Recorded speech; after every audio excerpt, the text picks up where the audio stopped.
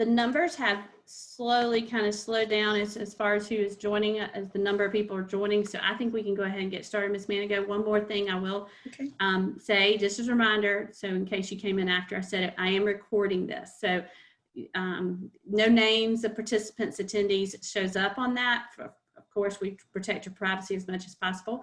And we'll be taking the questions and answers at the end. So now I will turn it over to Ms. Manigo to start our presentation. Thank you so much, Mrs. Roof. I appreciate it. We're going to go ahead and get started this evening. Good evening. I'm Dr. Emily Manigo. I'm the Director of Virtual School Programs here in Richland School District 2. I know I'm at home, but I said here in Richland School District 2 because I'm always at work. I'm so excited to be here with each of you this evening to discuss Richland 2's newest program, the eSchool. Before I begin, I think it's only appropriate that I explain that Richland 2 has a rich history of online learning. In fact, Richland 2's current virtual school program is over 20 years old, being one of the first, if not the first, virtual programs in the state of South Carolina. This evening, I have the privilege, of sharing the newest addition to that program, Richland 2's eSchool. I would also like to take a moment to thank all of you who reached out to us via email or by phone to ask questions about the eSchool program. And I assure you that this is not something that one person is working on alone.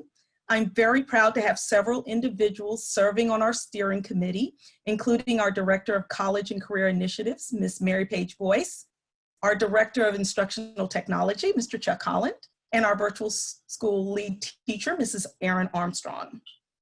The presentation this evening has 3 parts. We will begin with an overview of the eSchool program, including its primary purpose, some important information that we believe each of you will need to know as you're making decisions moving forward, and how the eSchool is different than school-based e-learning opportunities in Richland School District 2.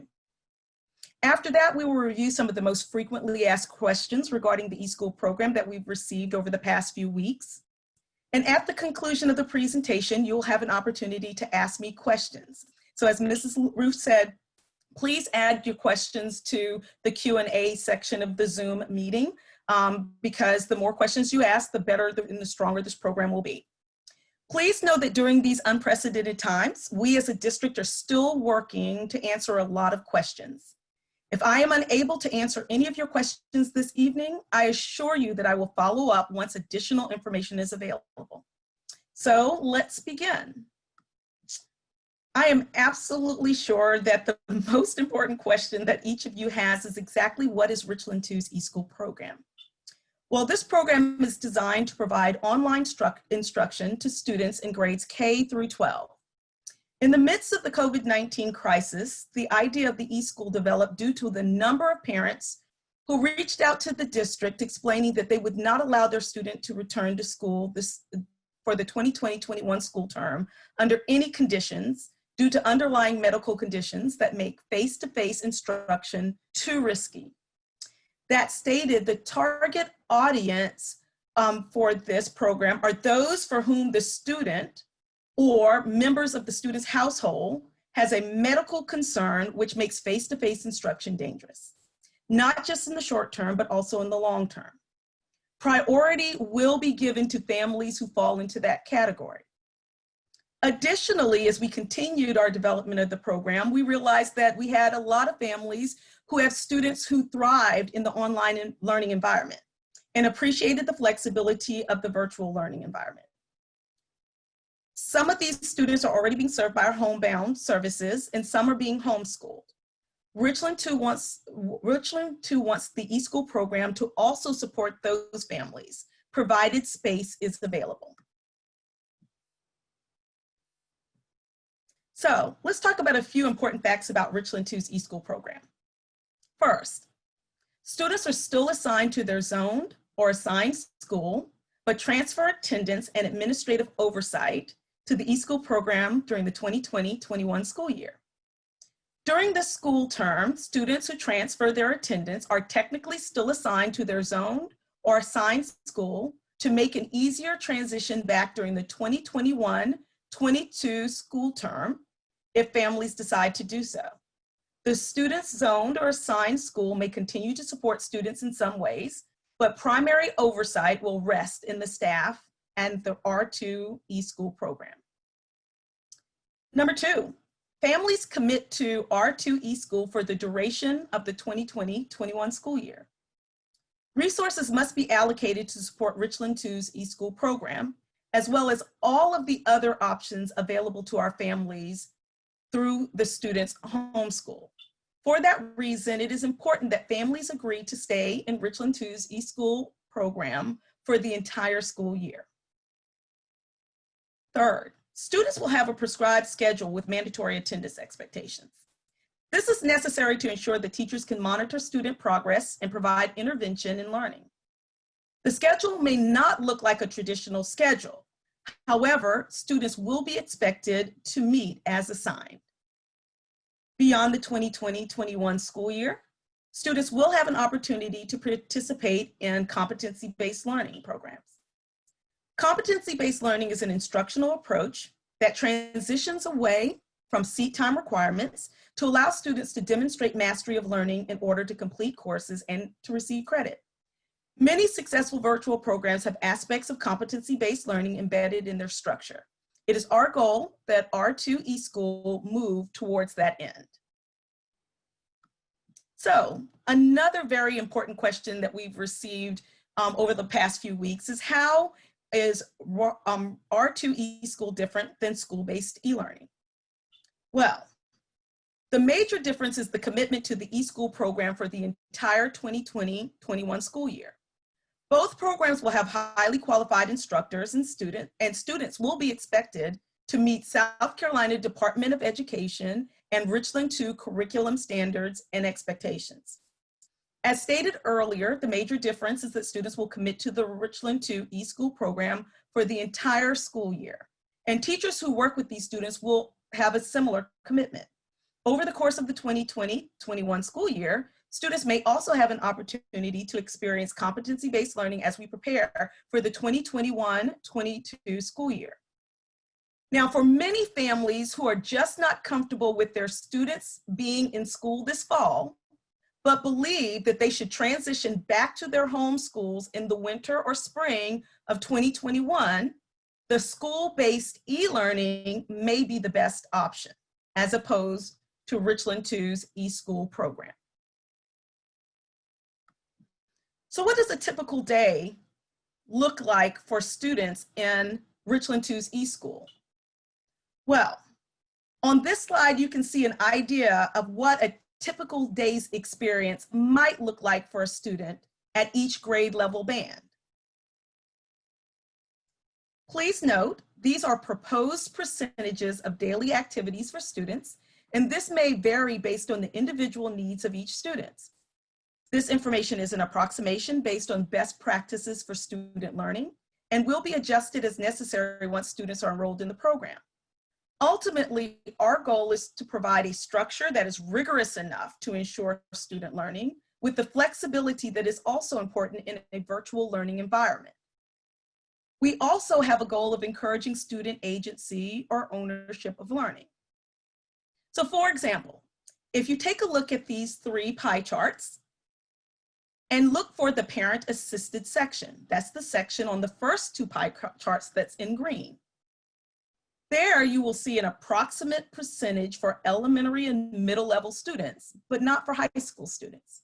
Now, this does not mean that parents do not have a role in the education of their high schoolers, quite the contrary.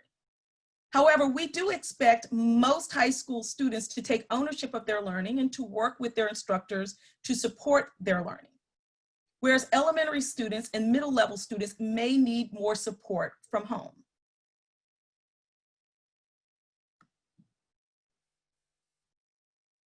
So now we've reached the frequently asked questions part of the presentation.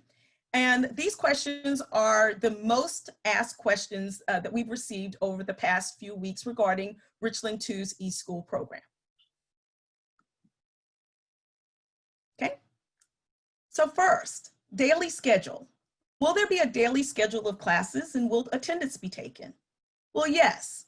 Students will have a daily schedule that they are expected to follow. There will be some flexibility in class schedules, particularly at the secondary level, where students may be completing some self-paced coursework. Although we hope to build in flexibility throughout the program, it will be necessary for students to interact with their teachers on a regular basis to be successful. That stated, attendance will be taken during assigned class sessions.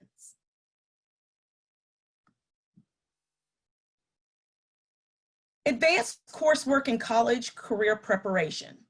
I'm a high school student. Will I be able to take the advanced placement and dual credit courses? Will I be able to take the SAT, ACT, or AccuPlacer assessments? The answer to that is also yes. Many advanced placement and dual credit courses will be available. However, there may be some limitations, and there are limitations at all of our high schools in the district currently, based on teacher availability of teachers, the number of students that are interested. In fact, there may be more flexibility in offering courses in the online environment as we are able to share resources across the district. Access to the most popular advanced placement courses will occur through Richland 2's eSchool program. Students may participate in less popular AP courses through their assigned or zoned school if space is available. The bottom line is the eSchool staff will make every attempt to fulfill course requests. Dual credit offerings will also be available through Richland 2's Institute of Innovation, or R2i2, which has a very robust dual credit program that they began in the last few years. Students will also have access to typical college and career readiness tools, including all of the assessments that students need to be ready for college once they complete their high school careers. What about special ed services and 504 plans? I receive special education services or have a 504 plan. Can I participate in Richland 2's eSchool program? Of course. Richland 2's eSchool program will serve students who receive special education services or have a 504 plan.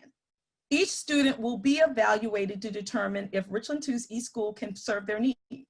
That is the sort of thing that we do for all students in Richland School District 2. And we want to make sure that all students who apply and are accepted in Richland 2 eSchool receive the best possible services that they can based on their individual needs. What about magnet and expanded choice? I'm a magnet student and or accepted an expanded choice slot. Will I be allowed to return to my slot during the 2021-22 school year? Yes, you will.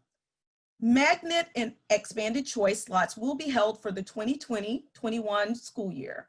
However, magnet themes may not be available in Richland 2's eSchool. Due to the nature of some magnet programs, it will be very important for families to discuss the effects of leaving their homeschool program. In some cases, students should participate in the school's school-based e-learning to preserve the integrity of their program of study. Please contact your magnet lead teacher to discuss the effect of transferring to R2e School. At the end of the day, every attempt will be made to address the specific needs of students, including needs that are presented by magnet programs throughout the district. Wraparound services. Will there be access to a certified nurse, a certified school counselor, a nurse, school social worker, career development counselor, or psychologist? Of course. Richland 2 is just as committed to the social emotional health of our students. Families will have access to the same wraparound services students would have at their zone or assigned schools. What about extracurricular and co-curricular activities? And I'll say that we've probably had more questions about this than any other. Can I participate in extracurricular and co-curricular activities if I'm enrolled in R2e School? Yes, but during the 2020-21 school year, students will be allowed to participate in many extracurricular and co-curricular activities at their zone or assigned school. However, there may be restrictions based on the activity. Students in Richland 2's eSchool program must still follow the high school league rules for athletics, for example. There is a practice in Richland 2 that requires students that participate in marching band must be enrolled in a band course. And so that there may be some restrictions. Those are just examples of restrictions that may be placed. The eSchool application will give families an opportunity to identify extracurricular and co-curricular activities so that we can address any of these issues that may arise, and so that families are well aware of any restrictions that apply to a specific program. What about field studies? Will there be opportunities for field studies through Richland 2's eSchool program? Maybe. The staff at Richland 2 eSchool will make every attempt to provide opportunities for students to grow beyond the classroom. However, safety will always come first. Any field study activity will meet Richland 2's expectation for safety at the time of the scheduled event. And last but not least in our frequently asked questions is, how do I apply? How can my student apply for Richland 2's eSchool program? What is the process? This is coming soon. Very soon, families will have an opportunity to select the learning option that best meets the needs of their family. At that time, they will have an opportunity, you will have an opportunity to complete the eSchool application. Families will be notified once selections are finalized. School-based e-learning will be available if a student is not selected for the eSchool program. There will be updates posted on an ongoing basis at www.richland2.org/reopening schools. So you can go there for updates daily if you need to. Okay, so now it's time for your questions. Mrs. Ruth, are we ready? We are, Dr. Manigo. Thank you so much for that great presentation. As you were doing the presentation, I was scanning over the questions, and there are some that are repeated from what you covered, but if it's okay, I'm going to go ahead and ask those anyways, even if you've already answered them, because as communications research tells us that we got to repeat things. Sometimes it takes us up to 7 times to hear something before it clicks in our brain. So I'm always for repeat, repeat, repeat. So okay, bear with me a little bit. So our first question talks and asks about when will e-learning, and I think we can answer this question. And one of the things I realized on this, looking at the questions, there are a lot of people in here who are also interested in learning more about e-learning. So we're going to try to maybe fill in some of that information with these questions. But when is e-learning start? And do you have to, if you move, and I'm thinking maybe talking about if you move out of district, are you still eligible, you know, to participate in the R2e school? So when do we, is the R2e school going to be on the same kind of calendar first day like the rest of the district? That is the plan, absolutely, that we will follow the same calendar as Richland School District 2. There may be some, again, schedule differences within our schedule within our program, but as far as the calendar, we will follow the district's calendar. So the days off will be the same as any student participating in the K-12 program at their zone or assigned school. And you have to live in Richland too to participate in the R2e school, correct? You do, yes. As it's currently designed, that is absolutely correct. This is still a Richland School District 2 program, and so you must be zoned for a school in Richland 2 to participate in this program. And that's the same even with e-learning. If we start back in phase 1 and everybody's in e-learning, you still have to be a registered enrolled student at Richland 2 if you move out of our district, even though we're learning e-learning, we're doing remote, and you still have to be in our district to be our student. So I'm gonna move on to the next question. Okay. Will students have synchronous instruction? And if you don't mind, will you go back over synchronous and asynchronous? I said it correctly. I always get tongue-tied on that, but review that for us. And then I know you've already answered it, but talk a little bit more about the different time frames they'll have doing each of those in the R2e school. Okay, and so the difference between synchronous and asynchronous instruction, first of all, I'll say we're going to require both in our program. So synchronous instruction is real-time face-to-face instruction that a teacher is providing to students. So that's what we do, like in a Zoom call. That is Google Meet. That is when the teacher is working with students either as a whole group or small group, or even individually in some cases. And so there will be there will be synchronous instruction that teachers will be required to provide to students on a schedule. So when I spoke earlier about a schedule of courses, students will be required and attendance will be taken for those sessions where teachers are expecting students to be there. And so that is a non-negotiable, because how else would the teacher know what's going on with the student if they don't have a chance to talk and interact with them? And again, that could be whole group, that could be small group, that could be individual. Asynchronous is not in real time. So there also will be opportunities for teachers to use either teacher-made or non-teacher-made videos that students may have an opportunity to watch.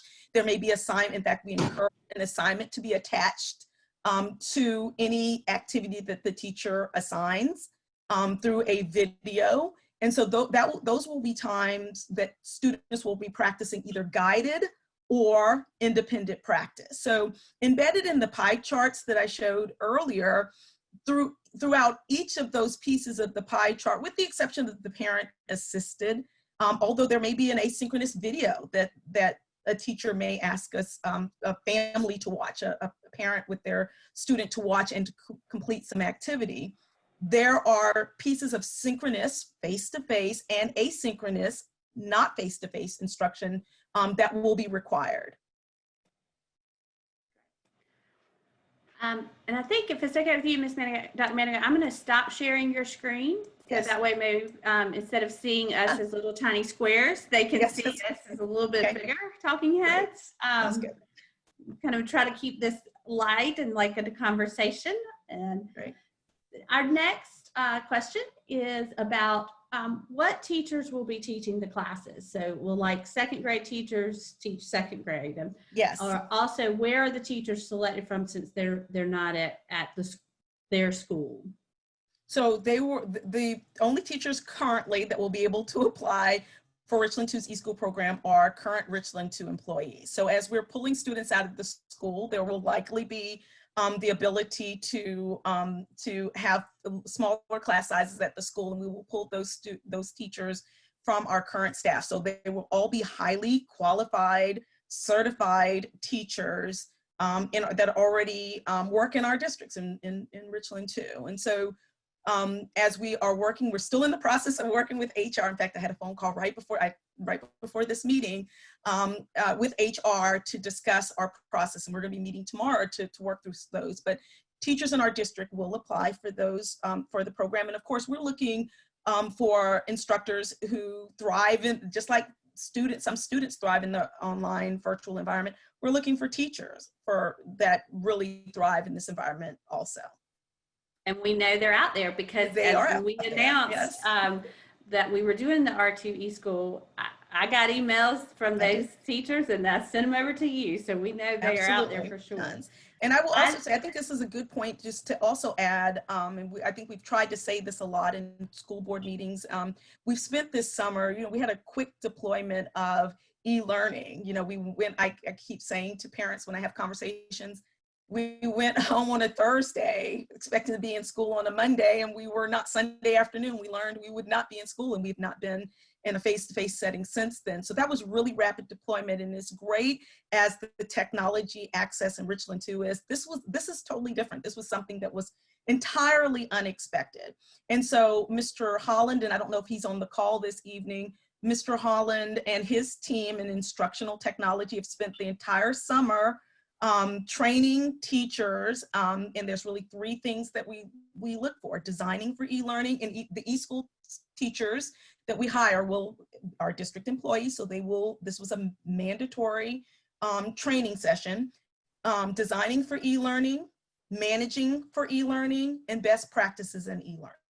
And so all the teachers in the district, if they have not done it this summer, there will be an expectation as we're transitioning back to school that every teacher will participate in the professional development so that we're better prepared to support our students across the board. And I will be honest with you, you know, eSchool is my baby now, but I'm equally vested in e-learning at the traditional schools also. We want our students to have a great quality of educational quality, regardless of where they are. This is very important.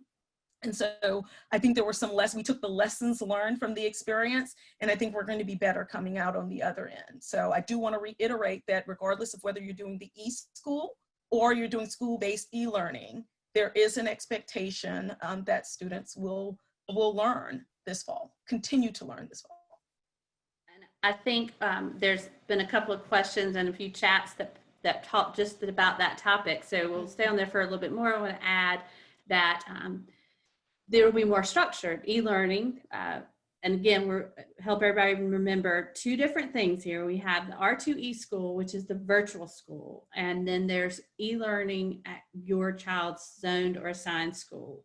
And we went over that earlier and the differences, but R2e School is almost like becoming part of a program or a magnet that you're going to be in for the year.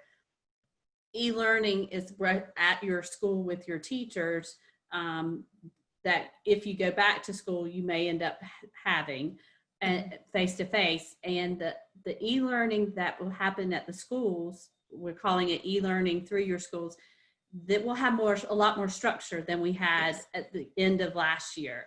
And we even have invested in an e-learning platform to help facilitate that. So those are things, parents, if you're most interested in the e-learning, yes, it's going to look and feel different. It's going to be more structured. If you are able to, tomorrow night in our board meeting, we are having another presentation about our plan, and we're going to show a sample schedule for like e-learning, just like what Dr. Manigo showed with kind of what a typical day, how you'd spend your time. We're going to have a sample schedule for e-learning. So tomorrow night at 5 o'clock, watch the board meeting on our website at richland2.org/live stream, and you'll get to see a little bit more about the e-learning as well. I'm going to answer a couple of them real quick because I know the answers, and the number of questions has jumped way up. Will students be able to enroll in dual enrollment classes? And you said yes. There's some limitations depending on what's offered, but that will be an option. Even in the eSchool as well as e-learning, dual enrollment is still going to be an option. It's just what courses are offered right now. That depends, but there is going to be some options. There will be a choice between R2e School and e-learning. And these are several questions. How are we going to make that choice? How do parents make that choice? So we hope as early as maybe the end of this week, definitely into next week, we're going to have an online form where parents will be making their choice, selecting their choices for each phase. If you're familiar with our plan, we have a phase kind of starting back to school depending on the disease activity in Richland 2. And so the options for phase 1 are R2e School or e-learning. And you can, if you select R2e School, you just have to, we want you to know going into it, our slots are limited. So if you don't get into R2e School and you really want e-learning, you will be able to have e-learning all year. So even if we go back to face-to-face instruction, if you want your child to stay in e-learning, there will be that option to continue e-learning at your school. And like I said, that's hopefully going to come out maybe by the end of this week. And if not, first of next week, an online form for you to make that selection. And I do want to make sure that it is clear that the priority, because we developed the school and the design of the school, was to give priority to families that have underlying medical situation, certainly something that they cannot help. That is going to be the biggest factor in deciding who is accepted into Richland 2's eSchool program. So that will be a part of the application process. And we are trying to decide above that how we will select students if we do not hit capacity based on that. And I think you touched on this one a little bit, but will students have access to classes such as art and band in the R2e School? Yes, we're working through that right now. In fact, I have meetings all week to discuss with actually each of the fine arts areas, the teachers from each of those areas, about how that look in an online virtual environment. We think in an e-school environment, we actually think that we're going to be able to accommodate some things, hopefully quite well. And also what limitations there may be available. But I'm a big fan of fine arts. I believe it's important. I think it's that, as well as career and technology education. I don't know if you received any questions about that, but that has been another question that's come across my desk. Those are sometimes the types of courses that draw students to school. So we don't want to lose students because they don't have access to those. So again, there's a lot to consider with regards to that, especially with the fine arts. Of course, you cannot already, there are restrictions on things like course and band just due to COVID-19. And of course, we can't create a program that violates those expectations, but we are looking at other innovative ways that we may be able to still address the needs of students. I had a question about, can you switch back to in-person learning once the pandemic is over? And I'll answer this one for you, give your voice a little bit of a break. Thank you. For the R2e School, we need parents, if they're really interested in that and they're accepted in it, they have to make a commitment for a year, mainly because we are going to pull teachers and assign them to the e-school for the year. So we're asking for you to make that commitment for the year for R2e School. Now, e-learning, which is at your zoned school or assigned school, depending if you're in a magnet or expanded choice, in the phases, as we move through, if you, phase one, kind of everyone's in e-learning, or the students who get into the e-school or attending e-school. Phase two, you can stay in e-learning, but phase two is also when we move into either the hybrid model or the classroom model. So if you're in e-learning, you can choose to make that switch over in phase two, or even you maybe want to wait till phase three. But again, if you do the R2e School and you're accepted and you start in that program, that is a one-year commitment. And then the R2e School, will you take students throughout the year? That was one, maybe they started e-learning and the school's opened back up for attendance. And I think there's kind of two ways to answer this question. So because we're gonna, if you start in e-learning at your zoned or assigned school, we're gonna let you continue that even if we get to phase two and we have people coming back to school. If you decide that this is where you wanna stay, you wanna stay in e-learning, you'll still be able to do that in e-learning. You don't have to switch over to the R2e School to stay in a virtual environment. And I'm thinking that it's gonna, you're enrolling in R2e School in the middle of the year might be a little bit of a challenge. You wouldn't recommend that, would you? No, and it really goes back to resource allocation, because we are going to hire teachers at the beginning of the year. We're going to pull them from our schools in the district. So we will not be able to pull teachers in the middle of the year. It will be unlikely. I never like to say never. There may be extreme circumstances that we have to look at case by case. So we always try to be a district that is flexible and fair. And so, but I would say as a rule, absolutely, we're not going to be able to take students in the middle of the year. Once students are enrolled, we're committed to them for a year because we're asking them to commit for the year. And this next question, I'm just going to throw it out there because you kind of read somebody's mind. They asked, if remote learning continues, what is the district doing to ensure its success next year? And I think we talked about that pretty well. Did a lot of training over the summer, have invested in some e-learning platforms. A lot of work is being done. We're working on more structured schedules. So yes, we know like rapid deployment, get it out there, get it done. We did that, but now we've had more time and we're really going to have more structure and more ability to plan with the e-learning. And I do want to speak to the schedule because I know that I believe that the elementary and secondary are presenting something very different tomorrow night. Some of what I shared tonight, we will be sharing with the school board tomorrow evening, but they will have proposed schedules that they are presenting. And we will, in the e-school, I do want to be clear that there will be schedules for students because that structure is important.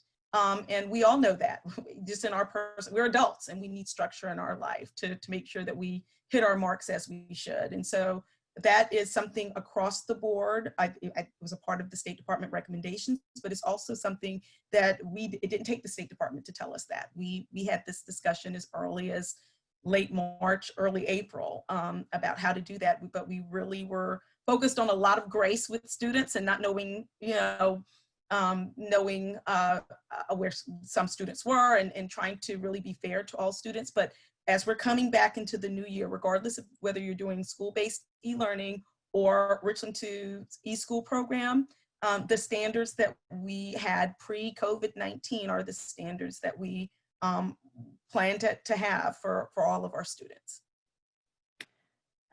This question, I might be speaking a little bit to magnets. How does it work with children that were involved in programs such as STEMs in the previous school year? Okay, and I don't know if that's specifically magnets, because I do think there are some, I'm not an expert, this is not an area of expertise for me, that there's some schools that are not magnet schools, but maybe whole school STEM magnet programs. Again, we have to look at that on a case by case, so I'm going to recommend that families reach out to their magnet lead teachers to have that discussion. We are not going to be able in a school where we're pulling students from across the district to have every magnet program theme, because they're so different. In some cases, it's going to be much easier.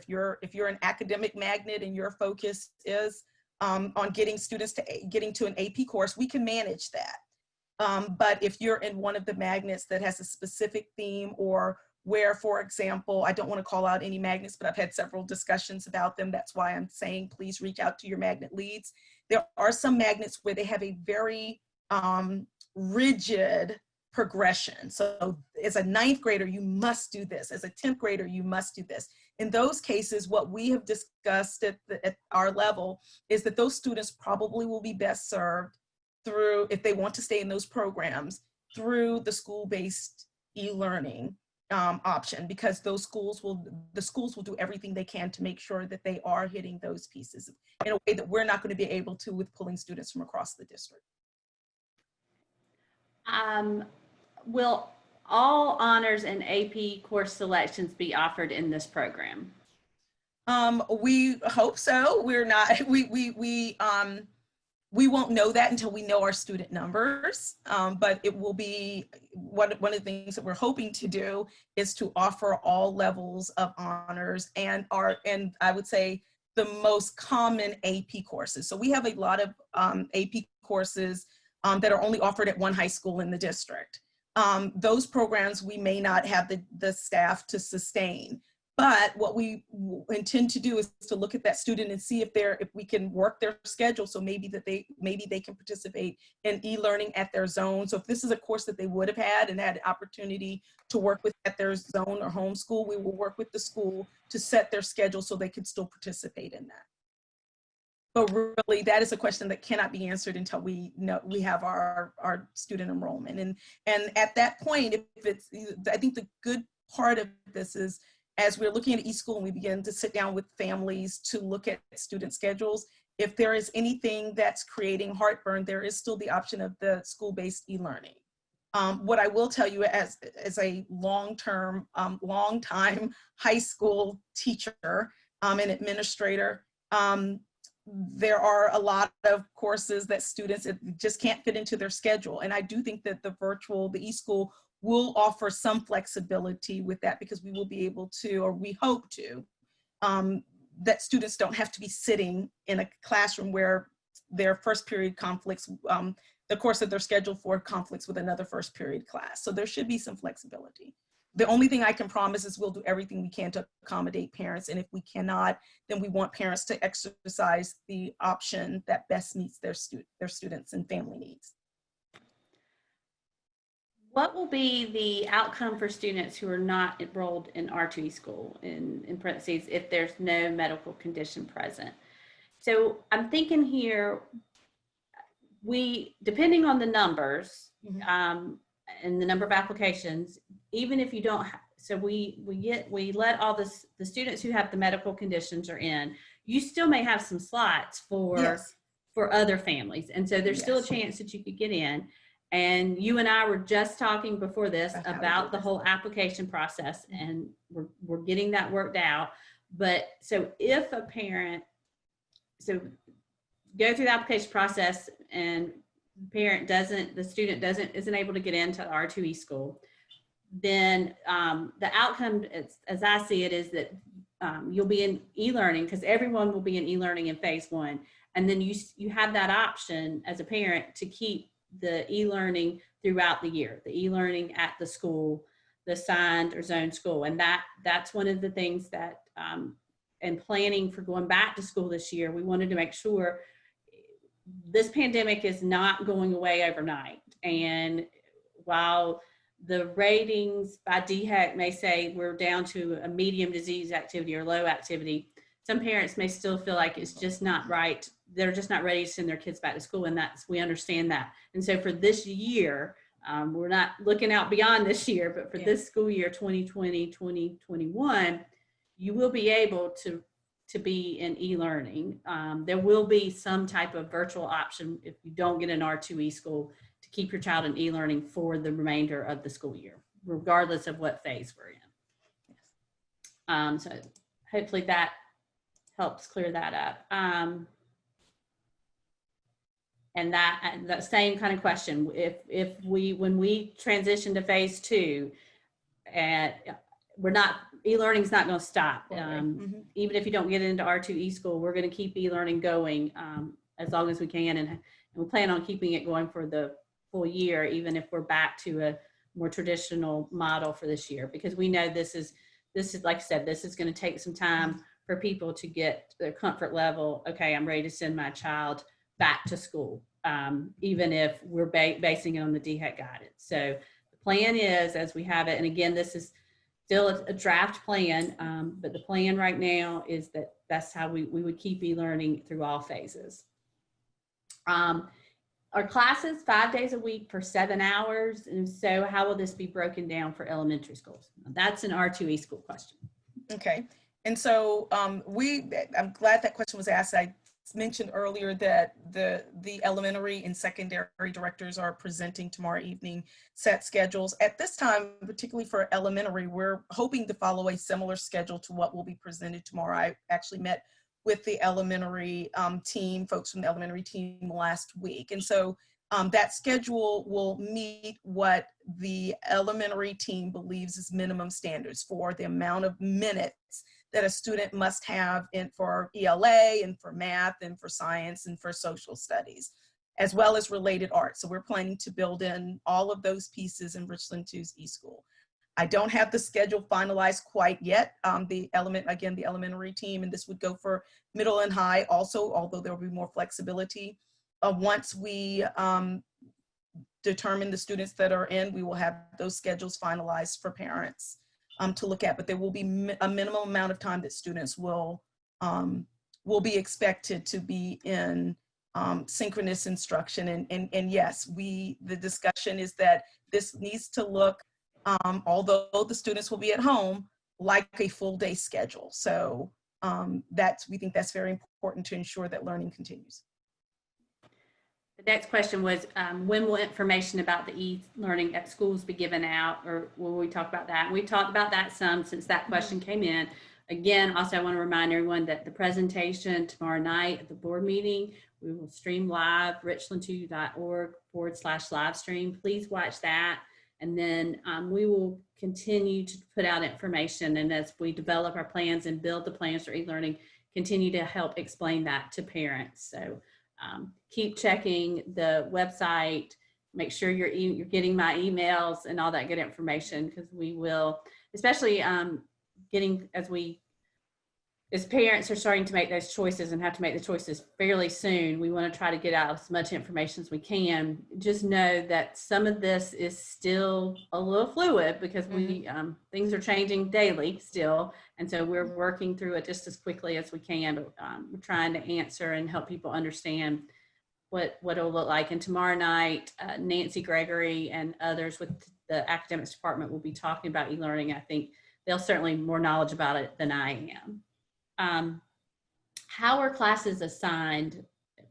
For example, students who have taken high school courses in middle school. So how will the classes be picked and schedules be developed for the R2e school? It will be exactly the way it would be at a traditional, if they were in a traditional school setting or e-learning. We will look at their transcribed courses, and the students will be placed in the next level course, and there will be some choices, of course. So the student completed, of course, English 1, they won't repeat English 1, they will move on to English 2 or advanced composition. There are different courses that students can take if they've completed English 1 at the middle school level. Certainly if they've taken Algebra 1 at the middle school level, the next course as a 9th grader would be geometry.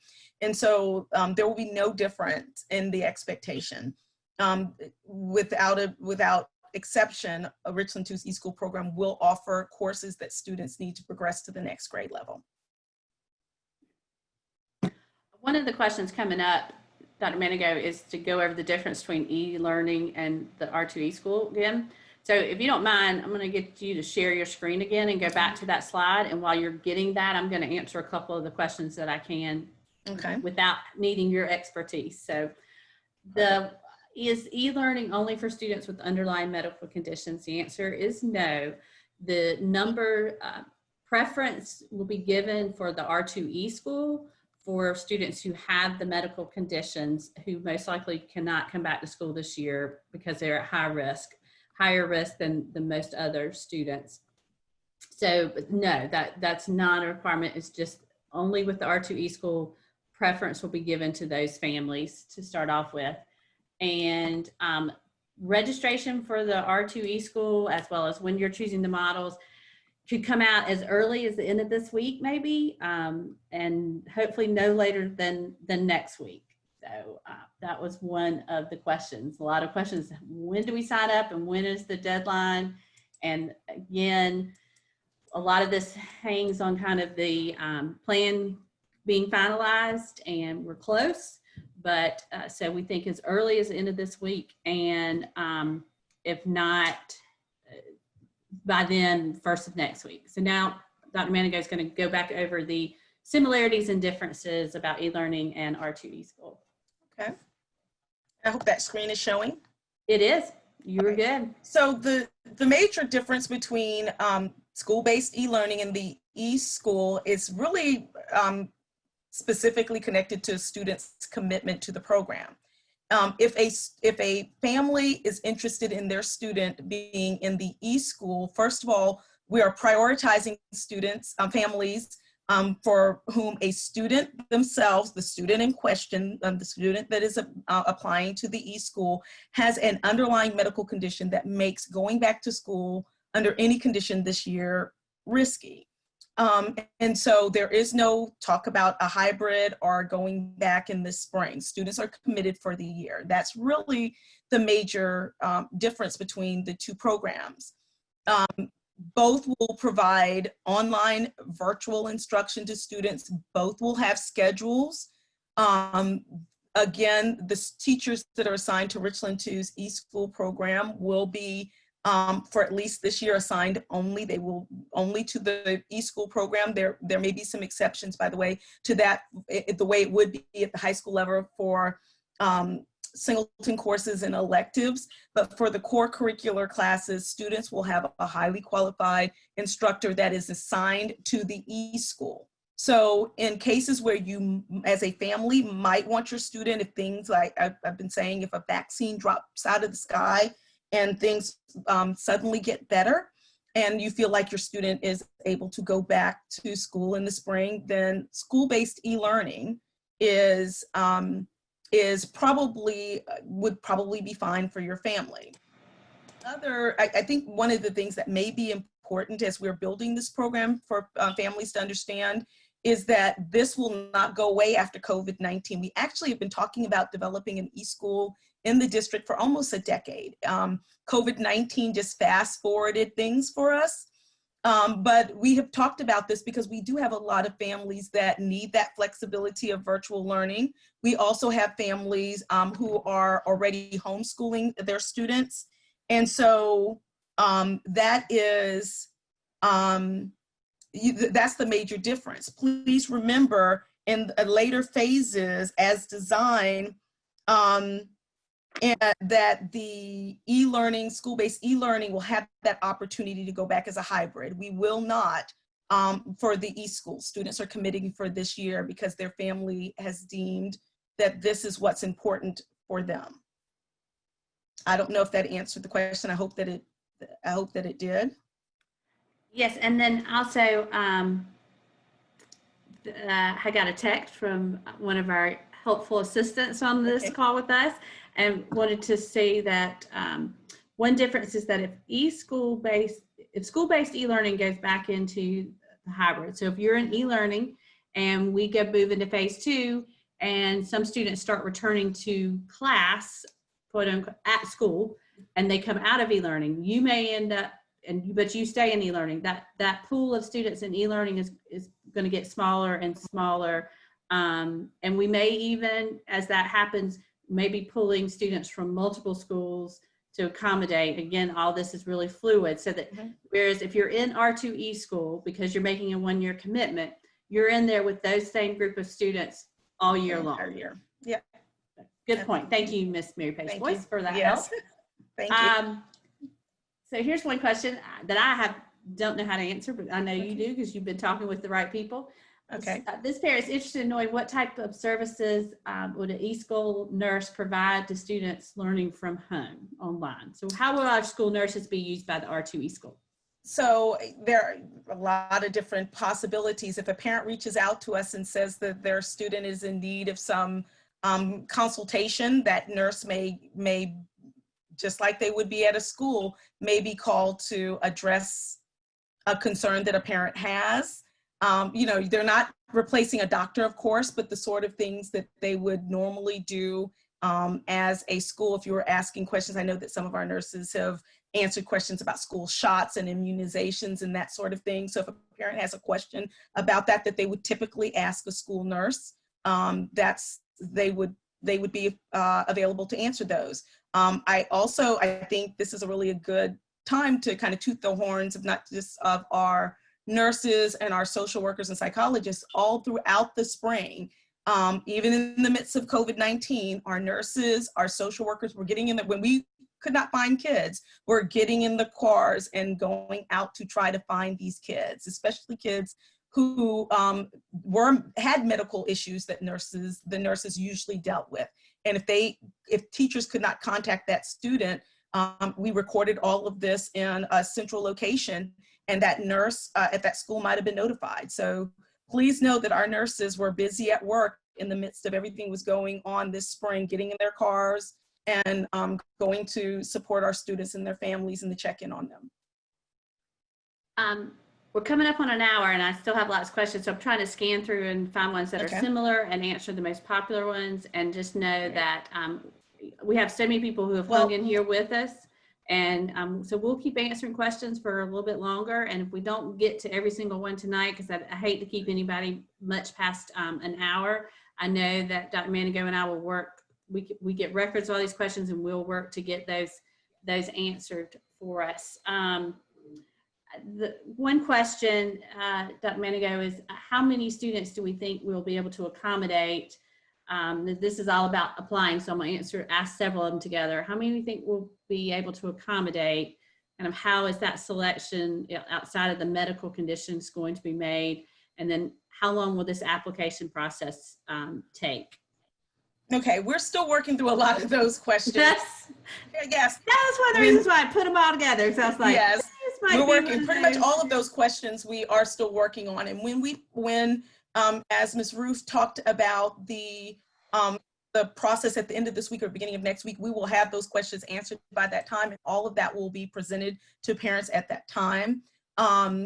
We are still trying to determine, once we have filtered through for students that have the underlying medical condition or someone in their household, then those open slots, we're trying to determine whether or not we will work through first come, first serve or a lottery system. So we'll make that determination before we send it out, so parents are aware of how how those selections will be made. We are also going to, at that time, announce the window. I will tell you that it will be open at least a week but probably with the time span, not much more than that. So a week to a week and a half is what I imagine, because we have a quick turnaround to begin pulling those students, getting them scheduled for classes, making sure we have the correct staff members that are a part of the program. At this time, I will tell you, we went into this initially, believe it or not, when I had my first conversation about this, with only taking 20 students, believe it or not. We are now, that was the first. We thought we did not imagine just the interest that we've had. At this time, we're hoping to take around 300 students per grade level band. So 300 elementary, 300 middle, and 300 high school students. But if additional resources become available, we might take more students. But at this time, that is our upper limits. I think I answered every one of those questions. One question I'd want to ask, I saw if you're a senior and you participate in R2e School for your senior year, would you still be able to graduate from your home high school? Absolutely. Students who participate in Richland 2's eSchool program are still assigned to their home school. And so those students will have an opportunity to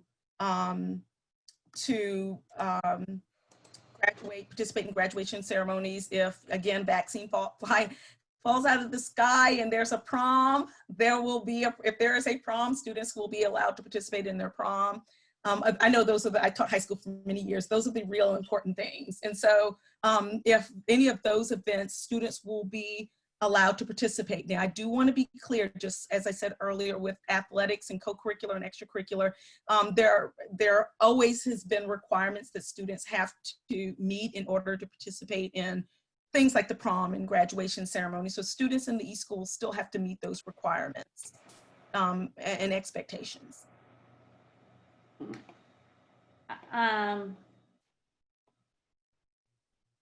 Scrolling through, I think either through your presentation or in these questions, we have answered a lot of these.